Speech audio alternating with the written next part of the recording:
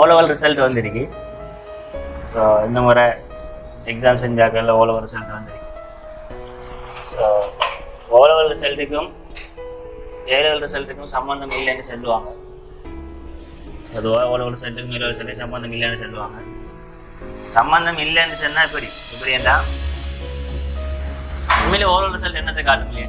O level result என்னத்தை காட்ட முடியுதுன்னா அந்த பிள்ளைகளுக்கு படிப்பில் எந்த அளவுக்கு ஆர்வம் இருந்திருக்கின்னு சொல்லி காட்டும். இருக்கின்ற இல்லை, எவ்வளோ ஆர்வம் இருந்திருக்குன்னு சொல்லி காட்டும். ஒரு ஒரு ஒரு மாணவன் அல்லது ஒரு மாணவியர் ரிசல்ட் வந்து 9 அல்லது 8 அல்லது 7 அல்லது 6 என்னத்தை காட்டுது பிள்ளைகளுக்கு? என்னத்தை காட்டுது? அவங்களுக்கு படிப்பில் ஆர்வம் இருந்திருக்கு. ஆர்வம் ஒவ்வொரு ஆளுக்கும் ஆர்வம் ஒவ்வொன்றில் மாறும். சரியா? சில பேருக்கு ஆர்வம் வந்துட்டு படிப்பில் இருக்கும், சில பேருக்கு ஆர்வம் விளையாட்டில் இருக்கும், சில பேருக்கு ஆர்வம் லீடர்ஷிப்பில் இருக்கும், சில பேருக்கு ஆர்வம் குடும்ப வேலைகள் இருக்கும், சில பேருக்கு ஆர்வம் தந்தையோட தொழிலில் இருக்கும். தந்தை ஒரு தொழில் செய்வாங்க, அந்த தந்தையோட தொழிலுக்கு சப்போர்ட் பண்ணணும்னு சொல்லி சில பேர் ஆர்வம் இருக்கும். சில பேர் ஆர்வம் அம்மாவுக்கு சப்போர்ட் பண்ணணும்னு சொல்லி அம்மாவோட தொழிலுக்கு சப்போர்ட்டிவ் ஆர்வம் இருக்கும். சில பேருக்கு ஃபுட்பால் யார் ஆர்வம் இருக்கும், சில பேருக்கு கிரிக்கெட்டில் யாராவது ஆர்வம் இருக்கும். எதில் ஆர்வம் இருக்கோ அதில் வந்துட்டு அச்சீவ்மெண்ட் கூட இருக்கும். அவ்வளோதான், சிம்பிள். உங்களுக்கு எதில் ஆர்வம் இருக்கோ அதில் நிறைய விஷயத்தை நீங்கள் கற்றுக்கொள்வீங்க, அதில் நிறைய விஷயத்தை நீங்கள் அடைஞ்சு கொள்வீங்க. ஒரு ஆளுக்கு இன்டர்நெட், ஃபோன், சோஷியல் மீடியாவில் தான் ஆர்வம் கூடன்றோம், அவருக்கு அந்த விஷயத்தில் நிறைய நாலேஜ் இருக்கும். அவருக்கு அந்த விஷயத்தில் நிறைய நாலேஜ் இருக்கும், நிறைய விஷயத்தை தெரிஞ்சு கொண்டிருப்பார். ஆனால் அது வாழ்க்கைக்கு பிரயோசனமா இல்லையான்னு சொல்லி கொஸ்டின் மார்க்கும் இருக்கு. அதை பற்றி நான் இங்கே கதைக்க வரல. நான் சொல்ல வர ரூல் வந்துட்டு தான், எதில் ஆர்வம் ஆசை இருக்கோ அதில் அடைவு கூடுதலாக இருக்கு. ஒரு பிள்ளைக்கு படிக்கிறதுல ஆர்வம் ஆசை கூடுதலாக இருக்குது, அடைவு கூட இருக்கும். அவ்வளோ ரிசல்ட் நல்லா வந்திருக்கு. 9A வந்திருக்கு, 7A வந்திருக்கு, 8A வந்திருக்கு, 6A வந்திருக்கு, 5A வந்திருக்கு, 4A வந்திருக்கு, மட்டும் வந்திருக்கோ அது என்னத்தை காட்டும்னு சொன்னால், படிப்பில் எந்த அளவுக்கு ஆர்வம் இருந்துக்குன்னு சொல்லி காட்டும். சரியா?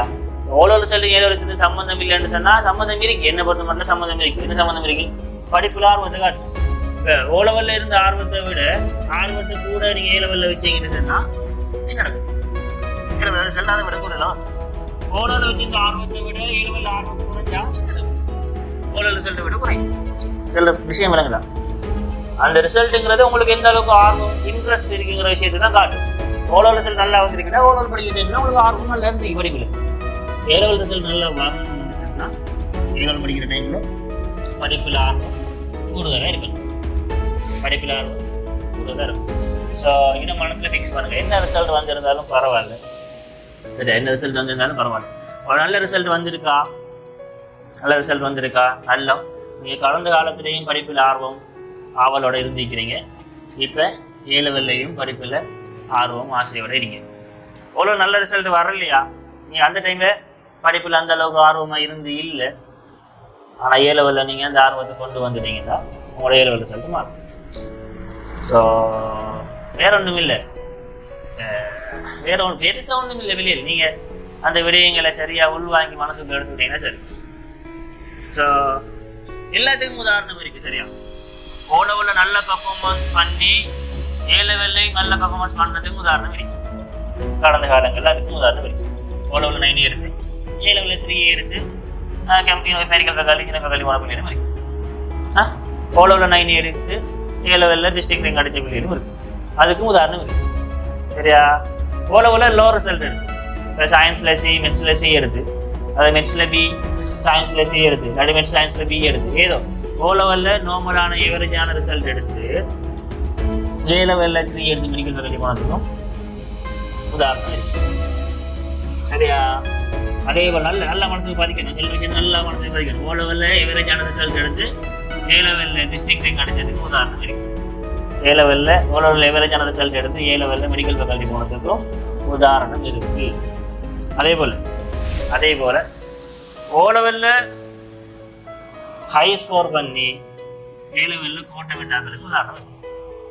ஓ லெவலில் 9 எடுத்து ஏ லெவலில் 3F எடுத்தாக்களுக்கு உதாரணம் இருக்குது. ஓ லெவலில் 9 எடுத்து ஏ லெவலில் 2F எடுத்தாக்களுக்கு உதாரணம் இருக்குது. ஓ லெவலில் 9 எடுத்து ஏ லெவலில் 1F எடுத்தாக்களுக்கு உதாரணம். அதே போல் ஓ லெவல்லையும் ரிசல்ட் எடுக்கல, ஏ லெவல்லையும் ரிசல்ட் எடுக்காதுக்கு உதாரணம் வைக்கும். சரியா? அதுக்கு உதாரணம் இருக்கு. எல்லாத்துக்கும் உதாரணம் இருக்கு. எல்லாமே என்ன விஷயம்? உங்களுடைய ஆர்வம் ஆசை தான். நீங்கள் எதில் ஆர்வம் எதில் ஆசை கூட வைக்கிறீங்களோ அதில் உங்களோட அடைவு கூடுதலாக வரும். எவ்வளோதான், சிம்பிள் தியரி. நீங்கள் எதில் ஆர்வம் மாதம் கூட வைக்கீங்களோ அதில் அடைவு கூட வரும். நீங்கள் சோசியல் மீடியாவில் ஆர்வம் மாதம் கூட வச்சிங்கன்னா சோசியல் மீடியாவில் உங்களோட அச்சீவ்மெண்ட் கார்டு கூட வரும். காண்றவங்களாம் நீங்களா அப்படின்னு சொல்லுவாங்க. சரியா? அதே போல் உங்களோட விளையாட்டில் உங்களோட ஆர்வம் கூட வைக்க வீட்டு ஃபுல்லாக கப்புகள் நிரப்பி வைப்பீங்க, சர்டிஃபிகேட்ஸ் நிரப்பி வைப்பீங்க. உங்களுக்கு வாப்பாட தொழிலில் ஆர்வம் கூட வைக்க பாப்பாக்கு அடுத்த தொழிலை நீங்கள் செய்வீங்க. உண்மையோட தொழிலில் உங்களுக்கு ஆர்வம் கூட இருக்கா, உண்மைக்கு அடுத்தது அந்த தொழிலை நீங்கள் பொறுப்படுத்தீங்க. உங்களுக்கு படிப்பில் ஆர்வம் இருக்கா, அதுக்கேற்ற மாதிரி உங்களுடைய A-level ரிசல்ட் நீங்கள் அதற்கு அங்கே ரிசல்ட் ஆமாம் வேற செய்ய வைத்த ஒன்றும் இல்லை. சரியா? நீங்கள் இப்படிதான் உங்களோட லைஃப் மாத்துறது இறைவன் உதவியோட சேர்த்து உங்களோட முயற்சியில் இருக்கு. இறைவன் உதவி காட்ட முக்கியம். இறைவன் உதவி இல்லாமல் எதுவுமே இல்லை. இறைவன் உதவியோட இறைவன் நாட்டத்தோட எங்கட முயற்சியும் இருக்கு. இறைவன் எப்போ தருவான் எங்களுக்கு? எங்கட முயற்சி இருந்தா இறைவன் தருவான். எங்களுக்கே முயற்சி இல்லைன்னா இறைவன் தருவானா? இல்லைங்களா? எனக்கு கைகண்டு எங்களுக்கே முயற்சி இல்லை. இப்போ நான் 5 ரூபாய் கல்வி போகணும், எனக்கு இன்ட்ரெஸ்ட் இல்லைன்னு சொன்னா அவன் சும்மா பேன் மாதிரி திருறான், நம்ம கொடுத்து விடுவோம், சரி இறைவன் கொடுப்பாங்க நினைக்கீங்களா? இல்லை.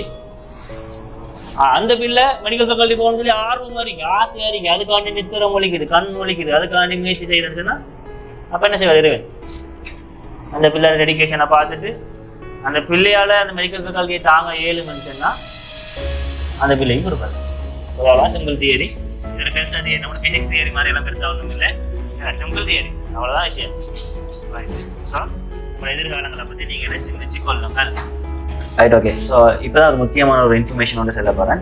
ஸோ நீங்கள் அல்லது உங்களுடைய பிள்ளைகள் வந்துட்டு A-level சயின்ஸ் ஸ்ட்ரீமை படிக்க வேணுமாக இருந்தால், A-level சயின்ஸ் ஸ்ட்ரீமை சூஸ் பண்ண போகிறாங்க அழகாக இருந்தால், ஸோ அவங்களுக்கான ஒரு பெரிய ஒரு வாய்ப்பு ஒன்று தான் இருக்குது. அந்த வாய்ப்பை பற்றி தான் ஒரு விளக்கமாக சொல்ல போகிறேன். ஸோ பேரா சயின்ஸ் வேர்ல்ட், ஸோ பேராதனியில் அமைந்திருக்கக்கூடிய பேரா சயின்ஸ் வேர்ல்ட். ஸோ இது A-level சயின்ஸ் ஸ்ட்ரீம் பிள்ளைகளுக்கான ஒரு ப்ரைவேட் ஸ்கூலாக இயங்கி கொண்டிருக்கு. ஸோ ப்ரைவேட் ஸ்கூல்னு சொன்னால் டோட்டலாக 6 டேஸ், ஒரு வீக்குக்கு 6 டேஸாக நடந்து கொண்டிருக்கு. ஸோ ஃப்ரைடே மட்டும் ஹாலிடே லீவாக வழங்கப்படும். ஏனைய 6 தினங்களும்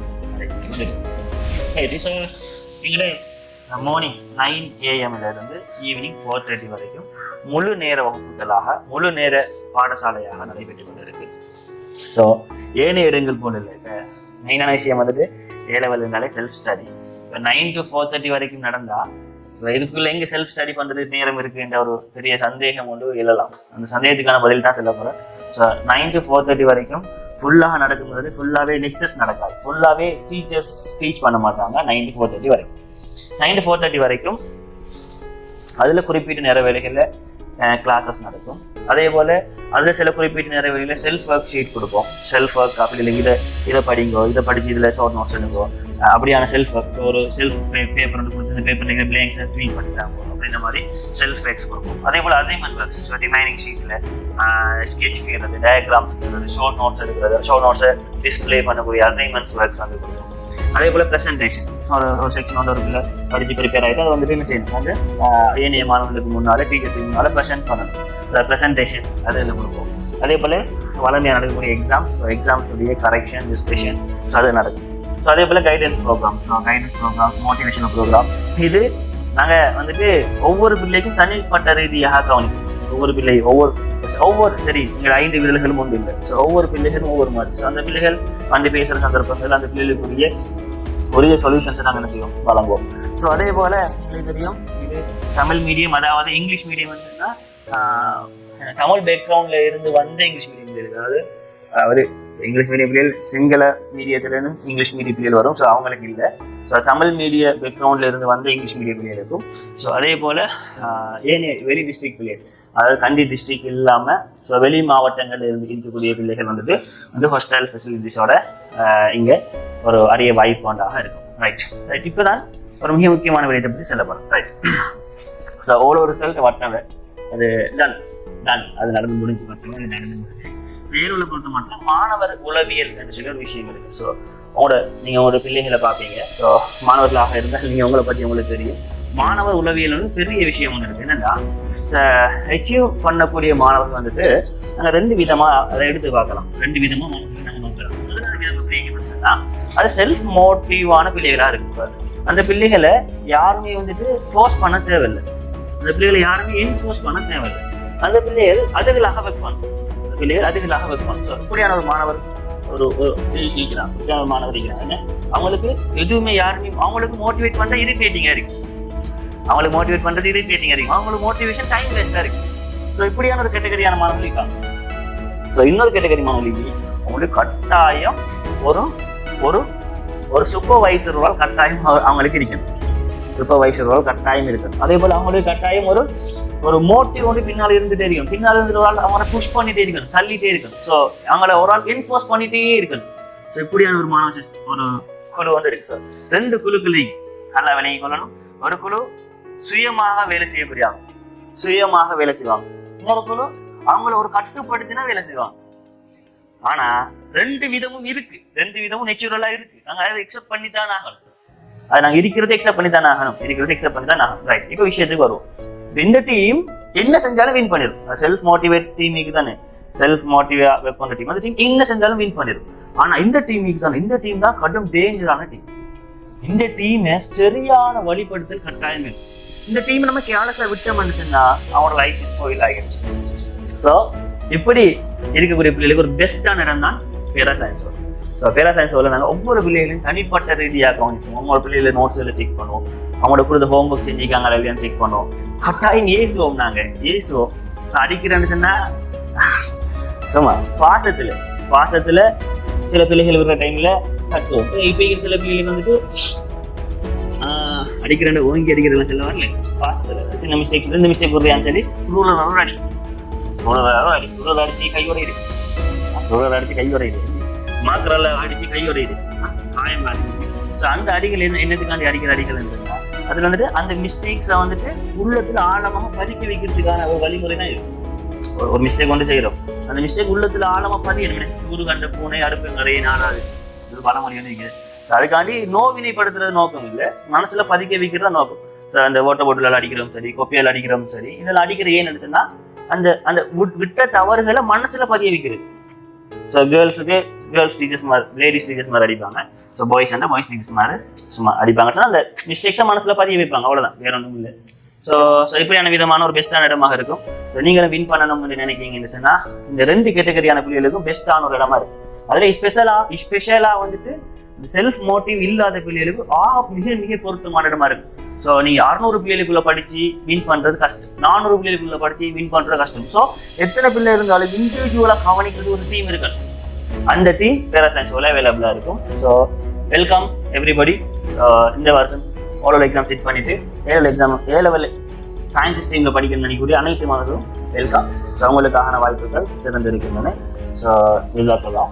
இந்த வீடியோ இன்னும் ஒரு ஓரல் எக்ஸாம் செஞ்சுட்டு ஏ-லெவல் சயின்ஸ் படிக்கணும்னு சொல்லி நினைக்கக்கூடிய தமிழ் மீடியம், இங்கிலீஷ் மீடியம் பிள்ளைகளுக்கு கட்டாயம் ஷேர் பண்ணுங்க.